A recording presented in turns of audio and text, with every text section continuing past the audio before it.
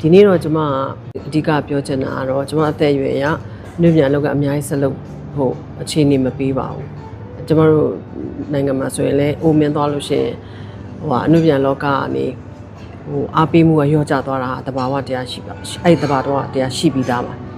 အဲ့တော့ကျွန်မတစ်သက်လုံးလေးလာခဲ့တဲ့ဘာသာတရားတွေကတော့ကျွန်မအသက်မသေးမချင်းပေါ့မသေးမချင်းလို့ပြောတော့အခုလည်းသေနိုင်တာပါပဲเนาะဒါပေမဲ့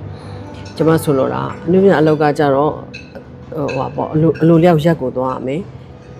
ဘာသာတရားကြတော့ကိုလှုပ်ချင်တဲ့လောက်လှုပ်လို့ခွင့်ရတယ်အဲ့ထဲမှာပဲကျွန်မကဘာသာတရားလည်းတဖြည်းဖြည်းနဲ့ mature ဖြစ်လာတဲ့အချိန်မှာကျွန်မစိတ်တွေသူ့ဘာသာသူလမ်းကြောင်းတစ်ခုကိုတေချာရောက်သွားလိမ့်မယ်ဆိုတာကိုကျွန်မစိတ်လျှော့ထားရပါတယ်ဘာဖြစ်လို့လဲဆိုရင်ကျွန်မစောစောကပြောသလိုပဲအပြစ်ကိုလည်းဖက်တွယ်ခြင်းနဲ့အပြစ်ကိုလည်းယုံထွက်ခြင်းနဲ့ဆိုတဲ့စိတ်ကကျွန်မမကြာခဏအမြဲတမ်းကြားညက်တဲ့ခံစားမှုရပါတယ်အဲ့ခံစားမှုတွေကပဲကျွန်မကိုလမ်းကြောင်းမှန်ပေါ့